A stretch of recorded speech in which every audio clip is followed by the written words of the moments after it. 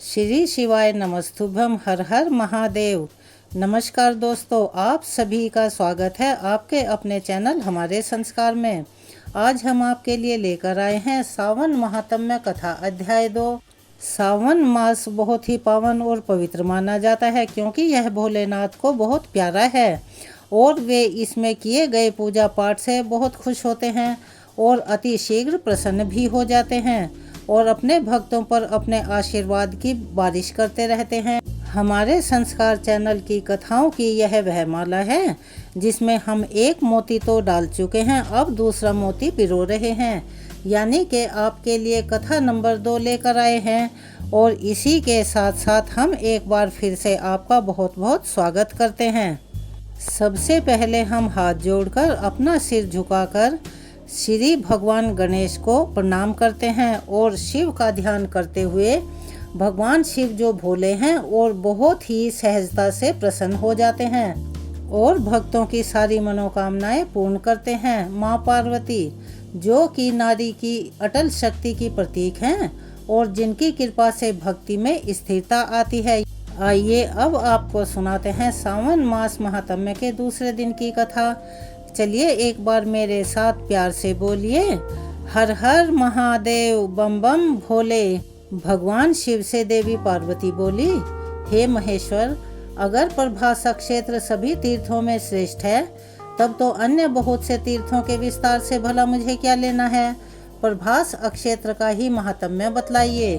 प्रभास क्षेत्र कौन है, उसकी सीमा क्या है और उसका सार तत्व क्या है। प्रभु यह सब बात बताने की कृपा करें। तब भगवान शिव कहने लगे, देवी, सभी क्षेत्रों में प्रभास मुझे अधिक प्रिय है। प्रभास में उत्तम सिद्धि और परम गति की प्राप्ति होती है। उसके पूर्व भाग में अंधकार का नाश करने वाले स्वामी सूर्य नारायण जी हैं। पश्चिम में माधव जी का स्थान है, दक्षिण में समुद्र और उत्तर में भवानी है। इस प्रकार की सीमा से युक्त वह क्षेत्र 12 योजन का है। इसी का नाम प्रभास क्षेत्र है जो सब पापों का नाश करने वाला है। उसके मध्य में 5 योजन विस्तृत पीठिका है जो न्यंग कुमति से पश्चिम, वज्रनी से पूर्व, माहेश्वरी से दक्षिण और समुद्र से उत्तर में स्थित है। उसकी लंबाई और चौड़ाई मिलाकर 5 योजन का विस्तार है। यह पीठ कहा गया है। अब इसके गर्भगृह का भी वर्णन सुनो। दक्षिण से उत्तर की ओर वह समुद्र से कौरवेश्वरी देवी तक फैला हुआ है और पूर्व पश्चिम में गोमुख से अश्वमेधिक तीर्थ तक उसका विस्तार है। यह गर्भगृह मुझे कैलाश से भी अधिक प्यारा है। इस गर्भगृह की सीमा में पृथ्वी पर जितने भी तीर्थ, बावलियाँ, कूप, तड़ाग, देव मंदिर, सरोवर, सरिताएं, गड्ढे और कुंड हैं, वे सभी परम पवित्र और सब पापों का नाश करने वाले हैं। इनमें जहाँ कहीं भी स्नान करके मनुष्य स्वर्ग लोक में प्रतिष्ठित हो जाता है। इस क्षेत्र का प्रथम भाग माहेश्वर कहा गया है जो कि अति पवित्र है। दूसरा वैष्णव भाग और तीसरा ब्रह्म भाग है। ब्रह्म भाग में 1 करोड़ तीर्थ हैं, वैष्णव भाग में 1 कोटि तीर्थ हैं। इन दोनों के मध्य में रुद्र भाग या माहेश्वर भाग है, इसमें 1.5 करोड़ तीर्थ हैं। इस प्रकार यह क्षेत्र 3 देवताओं को बताया गया है। यह गोपनीय से भी गोपनीय तथा मुझे विशेष प्रिय है। देवी सब विभागों को मिलाकर इस क्षेत्र में 3.5 करोड़ तीर्थ हैं। इसकी यात्रा भी 3 प्रकार की है। पहली रौद्र यात्रा, दूसरी वैष्णवी यात्रा और तीसरी ब्राह्मी यात्रा कही गई है जो सब पापों का नाश करने वाली है। ब्रह्म विभाग में इच्छा शक्ति कही गई है, वैष्णव भाग में क्रिया शक्ति और तीसरे रुद्र भाग में ज्ञान शक्ति बताई गई है। पापी, शठ अथवा दूसरों को हानि पहुंचाने वाला मनुष्य ही क्यों न हो, अगर वह प्रभास क्षेत्र के मध्य भाग में निवास करता है तो सब पापों से मुक्त हो जाता है।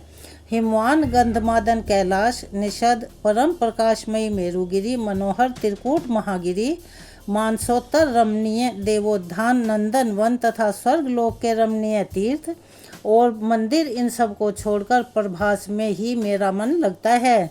देवी जो एकाग्रचित होकर प्रभास में संयम पूर्वक निवास करता है वह तीनों समय भोजन करके भी वायु पीकर रहने वाले तपस्वी के समान पुण्य फल का भागी होता है, जो विघ्नों से आक्रांत होकर भी प्रभास तीर्थ का सेवन नहीं छोड़ता।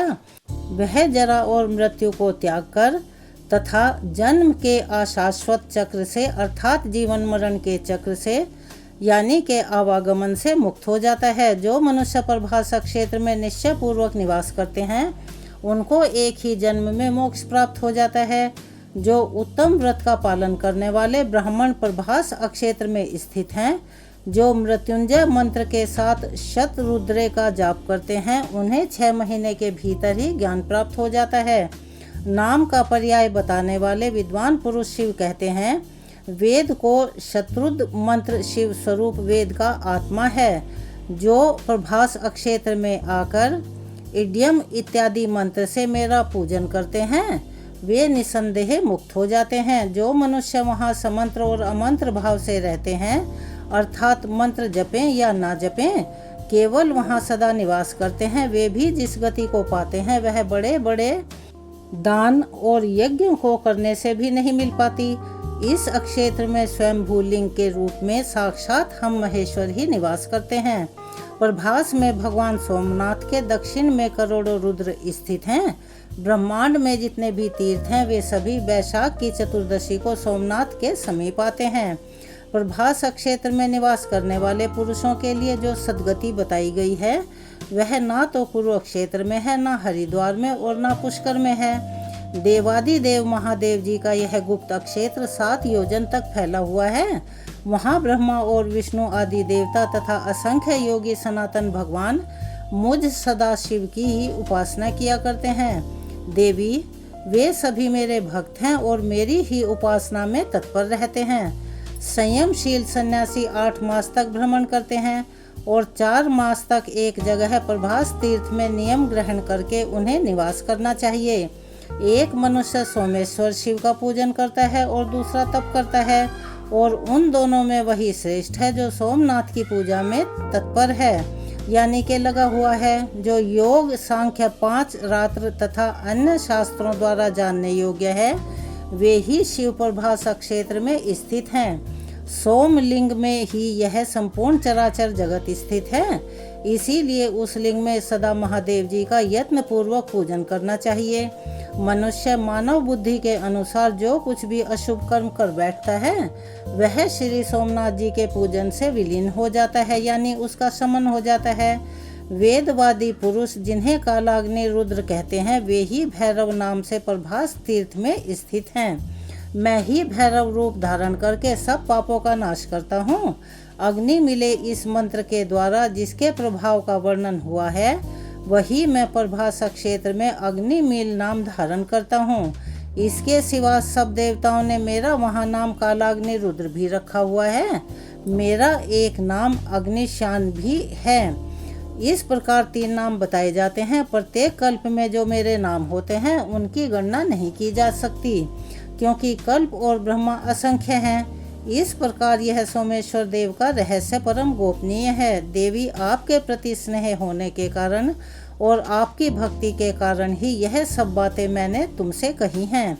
पुरुष, स्त्री, बालक, वृद्ध, नपुंसक, चांडाल, मलेच्छ, मूर्ख तथा अन्य जो भी निंदित मनुष्य इस पृथ्वी पर निवास करते हैं वे सब अगर प्रभास तीर्थ में मृत्यु को प्राप्त हो जाते हैं तो मुक्त हो जाते हैं।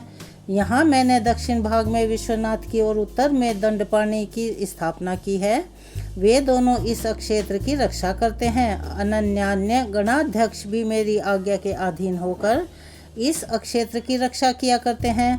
उनके नाम इस प्रकार हैं, ध्यानपूर्वक सुनो। महारुद्र, चंडीश, घंटाकर्ण, गोमुख, विनायक, महानाद, काक, वक्र, शुभेक्षण, एकाक्ष, दुंदुभि, चंड, तालगंज, भूमिदंड, दंड, शंकुकर्ण, वैदती, तालदंड, महातेजा, चिपिटाक्ष, हयान, हस्ती, वक्र, शव, विंडाल, वदन सिंह, मुख व्याग, मुख तथा वीरभद्र, यह सब श्री गणेश जी को आगे रखकर देवाधिदेव शिव तथा इस क्षेत्र की रक्षा किया करते हैं। प्रभास क्षेत्र में कुल 1 अरब 11 करोड़ 13 लाख गण निवास करते हैं।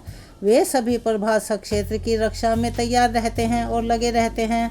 अट्ठाहस नामक गणाध्यक्ष जो 100 करोड़ गणों के साथ पूर्व द्वार में रहकर इस अक्षेत्र की रक्षा करते हैं। घंटाकर नामक गण अन्य 18 करोड़ गणों के साथ दक्षिण द्वार पर रहते हैं। विश्वर नामक गण पश्चिम द्वार के रक्षक हैं तथा दंडपाणी देवादिदेव सोमेश्वर के उत्तर द्वार पर रहा करते हैं। ईशान कोण में भीषणस्य, अग्निक कोण में छागव, नैऋत्य कोण में चंड तथा वायव्य कोण में भैरवानंद रक्षा करते हैं। नंदी, महाकाल, दंडपाणी और विनायक यह मध्य भाग में 100 कोटि गणों के साथ सोमनाथ के अंगरक्षक हैं। इस प्रकार असंख्य गणाध्यक्ष उस अक्षेत्र की रक्षा में तत्पर रहा करते हैं। हे देवी, कलयुग के पातकों से जिनका मन दूषित है उनके लिए मेरा वह स्थान अगम्य है। मेरे लोक में जो पातालवासी सिद्ध हुए हैं वे काल भैरव सोमनाथ की परिक्रमा किया करते हैं। पृथ्वी में जो पुण्य तीर्थ, मंदिर और देवता हैं वे सभी सोमेश्वर देव की परिक्रमा करते हैं। शाकुनी, भारभूति, आषाढ़ी, दंड पुष्कर, नैमिष, अमरेश्वर, भैरव, मध्यमकाल, केदार, कणवीरक, 28, महेंद्र, श्रीशैल तथा आदि सभी तीर्थ भगवान सोमनाथ की प्रदक्षिणा तथा उनके लिंग की स्तुति करते हैं। जहाँ प्राची सरस्वती है वहाँ 10 सहस्त्र अरब तथा 3 करोड़ ऋषि निवास करते हैं। जो मनुष्य यहाँ अपने पाप नाशन के लिए स्नान करेंगे उन्हें 10 गौदान का पुण्य प्राप्त होगा। वहाँ पर शूलभेद आदि लिंग पूजन करने योग्य हैं। महापापाचारी मनुष्य भी प्राची सरस्वती में प्राण त्याग करके साक्षात शिव को प्राप्त होता है।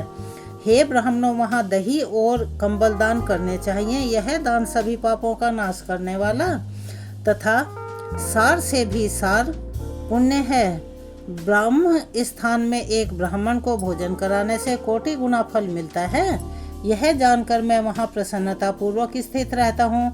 कलयुग में वहाँ सभी तीर्थ अदृश्य होकर रहते हैं। मनोहर प्रभास क्षेत्र में जहाँ सोमनाथ जी स्थित हैं वहाँ मेरे 2 गण उद्भ्रम और संभ्रम रहते हैं। वे वहाँ रहने वाले दुष्ट लोगों के मन में भ्रम और विभ्रम उत्पन्न कर देते हैं। इस प्रकार वे दुष्ट चित्त वाले प्राणियों से उस क्षेत्र की रक्षा भी करते हैं। जो श्रेष्ठ मनुष्य इस तीर्थ में भक्ति पूर्वक दंडपाणी का दर्शन करते हैं उन्हें किसी प्रकार का कोई विघ्न नहीं प्राप्त होता। जो ब्राह्मण, क्षत्रिय, वैश्य, शूद्र तथा वर्ण संकर इच्छा या अनिच्छा से उस शुभ क्षेत्र के भीतर मृत्यु को प्राप्त होते हैं वे सभी मेरा सारूप्य प्राप्त करके मेरे दिव्य धाम को चले जाते हैं। मेरु 7 द्वीप तथा 7 समुद्रों के गुणों का वर्णन किया जा सकता है, परंतु आदि देव सोमेश्वर शिव के गुणों का वर्णन 100 कोटि वर्षों में भी नहीं किया जा सकता। जय भोलेनाथ। आज के अध्याय को हम यहीं विराम देते हैं। इससे आगे का वृतांत आप सभी हमारी अगले अध्याय में और अगली वीडियो में सुनिएगा। चलिए अब हम सुनाते हैं शिव चालीसा का पाठ, जो कि सावन मास में सुनने से हमारे पापों का नाश तो करता ही है, लेकिन भगवान शिव के हमें समीप लेकर जाता है। चलिए एक बार प्यार से बोलिए, हर हर महादेव। जय गणेश गिरजा सुवन, मंगल मूल सुजान, कहत अयोध्या दास तुम देहु अभय वरदान। जय गिरजापति दीन दयाला, सदा करत संतन प्रतिपाला। भाल चंद्रमा सोहत नीके, कानन कुंडल नाग फनीके। अंग गोर शिर गंग बहाए, मुंड माल तन छार लगाए। वस्त्र खाल बाघंबर सोहे, छवि को देख नाग मनि मोहे। मैं ना मातु की हवै दुलारी, वाम अंग सोहत छवि न्यारी। कर त्रिशूल सोहत छवि भारी, करत सदा शत्रुन सहकारी। नंदी गणेश सोहत हैं कैसे, सागर मध्य कमल हो जैसे। कार्तिक श्याम और गण राऊ, या छवि को कही जात न काऊ। देवन जब ही आए पुकारा, तभी दुख प्रभु आप निवारा।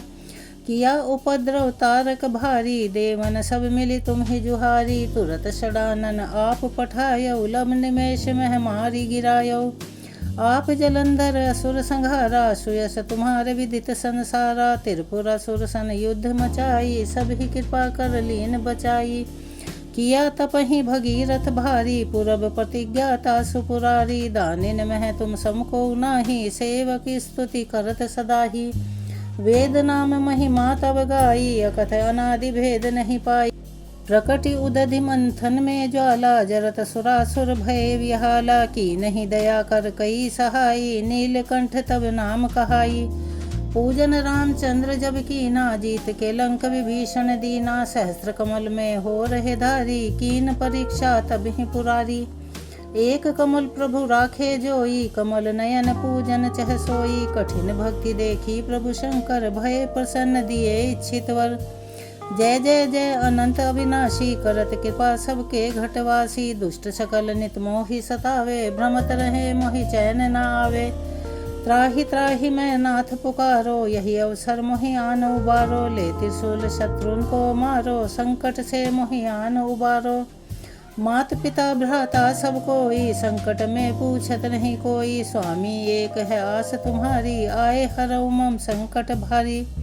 धन निर्धन को देत सदा ही, जो कोई जांचे सो पल पाही। स्तुति के विधि करो तुहारी, समहु नाथ अब चूक हमारी। शंकर हो संकट के नाशन, मंगल कारण विघ्न विनाशन। योगी यति मुनि ध्यान लगावे, शारद नारद शीश नवावे।